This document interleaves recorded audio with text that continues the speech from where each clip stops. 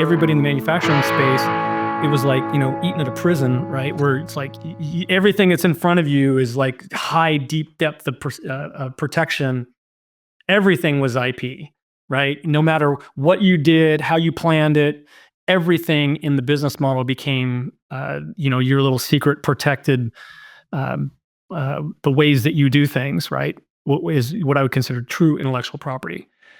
And so there was nobody to teach you how to do anything. And so it was literally, uh, you basically what I did is I had companies that I really respected, and I would figure out a way to get on their approved supplier list and just start doing work for them. So I could talk to the leadership and then eventually, ideally, get through C-suite or even to the ownership, depending on the size of the business. And then I was just curious, I asked a lot of questions, and I basically spent a tremendous amount of time serving the people so I could build a relationship. Right? I mean, this seems sort of like, oh, it's a duh moment, but back then there's nobody teaching any of this stuff, and so You needed to keep uh, your people, and effectively the industry you had built a business around had shut down temporarily.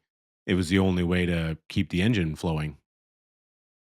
yeah, for sure. And when you have a solid team of people, it's paramount to once they're running and trained kind of under your umbrella, that you just don't lose them. And so yeah, so I got out in the market and hustled my butt off. I literally like put the suit on, which you don't do in the manufacturing space, but I did because I didn't know any different. So I went to the whole men's warehouse back then and got my first what I consider business suit, and I I'd put that sucker on, and for 4 hours I'd be out pounding doors and the old shaking hands, kissing babies kind of thing.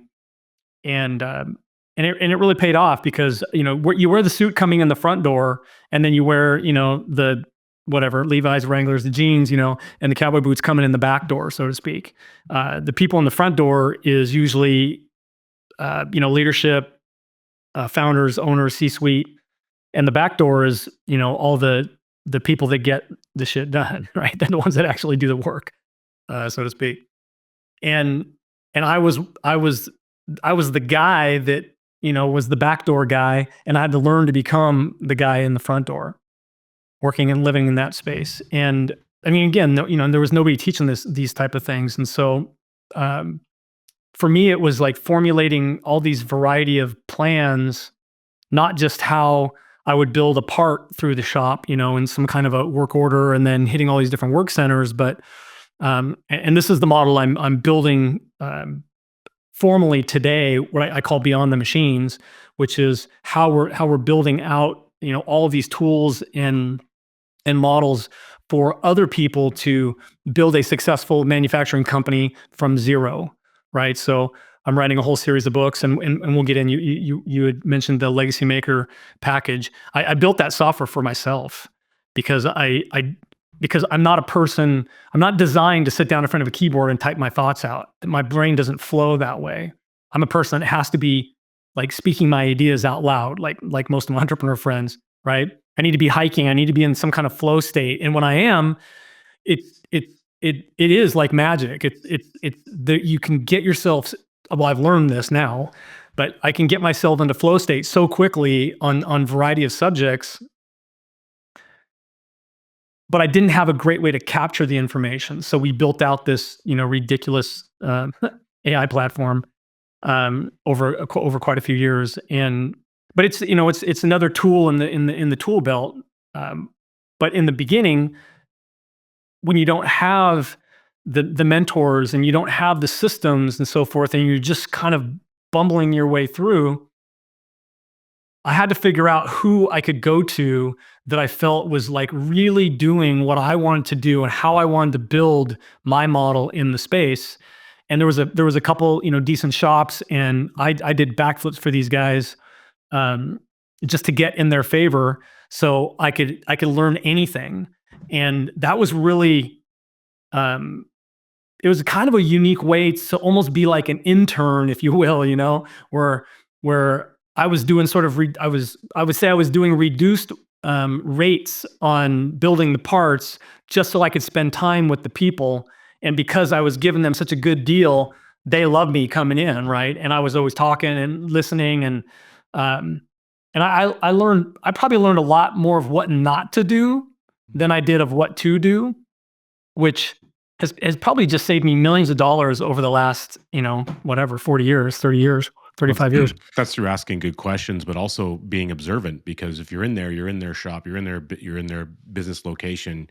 You're learning what their challenges are and how are they overcoming them, and you have a mind that says, "Is that the right path? What else could you do? What might you do differently?" Is probably the type of question that's going on inside the internal conversation you're having with yourself.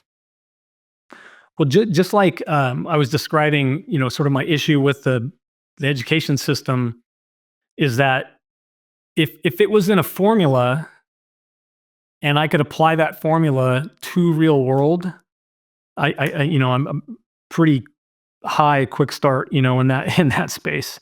Uh, for those of you who know the Colby, I'm a 2295, and so um, uh, super visionary, quick start, entrepreneurial, very entrepreneurial type of person with, which is really strange. Which with a 2295, which basically I don't have a lot of follow through or uh, the other side. After you get excited about the idea and the vision, the execution. Uh, I'm already done on to the next thing, right? And so I didn't understand these things about myself until I learned the Colby, and June Myers-Briggs and all the other variety of interesting tests out there to sort of formulate an idea around how I'm wired from birth. And that's I talk a lot about that in my book, Your Life Is Not Your Fault Until It Is. That whole model of how I went from a 300-pound drunk to completely turning my life around. And so the idea of, I don't know who said this, you've heard this many times, but it's people need to stop focusing on their weaknesses, right? And really start focusing and crafting and generating all of your efforts around your strengths as opposed to your weaknesses. Because if you really look at how any organization works, especially in we'll say in business, and this is how I train and teach this methodology pretty consistently these days, is just think of your business slash life as an org chart, and on that org chart, let's just say it puts you, the CEO, at the top of the org chart, and then you get a whole C-suite of people. Well, that C-suite, they're not just titles, they're not just names. Those are very specifically designed people that need to be in your life. They need to be in your business. If you want to build something in a business that is actually exitable, meaning that some investor is going to come along and look at what you've built and say, I cannot live without that thing. I need that thing. And there is no way possible that it's going to happen without, now granted, you could have some really unique software package and you're a master coder and you did it all by yourself and you're a master marketer and all those things. But at the end of the day, the vast majority of businesses out there need a very specific org chart. And just parallel that with your life.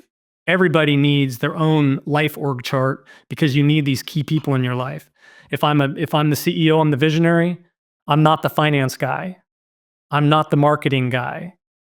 I'm not the sales guy necessarily, right? I'm not the tech. I'm not the CTO and the CMO and the COO, right? I'm not the operations guy. And there's people that are designed very specifically for those roles.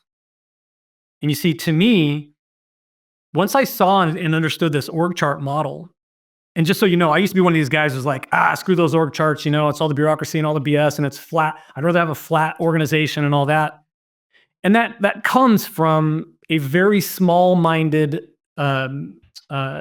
just quite honestly, just totally naive business person that thinks that you can get your business model built with a flat organization. It's not going to happen. You're going to have to if you want to grow something of size and scale and ultimately have an exitable business, because let's say you are the greatest at all those things. When you exit your business, there is no business. There's no business left. You're the There's no ability. Yeah. Superman of the whole business. And I'm glad you brought Colby into it because I'm a 3386. So you and I are very similar in our Colby identification, and also speaks to why we're very tactile individuals. I have a trade background, you have a trade background. It makes a lot of sense. Didn't fit in at school very well because wasn't really built around that model of thinking. And actually it's the follow through. You've got a 2, I've got a 3 follow through. I actually view that as one of the strongest areas of superpower because it cuts through bureaucracy. It actually amplifies the ability to break down things that aren't necessary and say, well, why do you need this? Can you do it better, faster, quicker, some other way? What's another way of doing it? The ability to look for alternative routes is a unique skill set that not everyone has. And that's a huge advantage in any organization. We all need someone like that. In your situation as the visionary, that allows you to see how to build parts differently, do things differently, run the business differently, create new ideas. And yes, you need some people in the organization structure to help make those ideas reality, make it real, and then make it recur. And so that's a really powerful way of looking at things. So I'm glad that you identified in your book, but also that you're sharing with our listeners because it's so fundamental to have that knowledge base of self. Once you have a deeper understanding of you, it's easy to figure out how you fit in the world around you or where things don't fit. And if you work on your weaknesses, all you have is really strong weaknesses. Stop doing that. I'm gonna put it this way. This is my method and model for understanding the idea of happiness and joy in a person's life. When you discover how you're hardwired from birth, and then you have a belief system that I call them producers, which is your preachers, teachers, coaches, parents, siblings, all the people that are around you in your community. Those are the people that helped you produce your life up to whatever point you are. That's why I call it your life is not your fault until it is. Is that this gap between how you're hardwired from birth and your belief system is your happiness scale.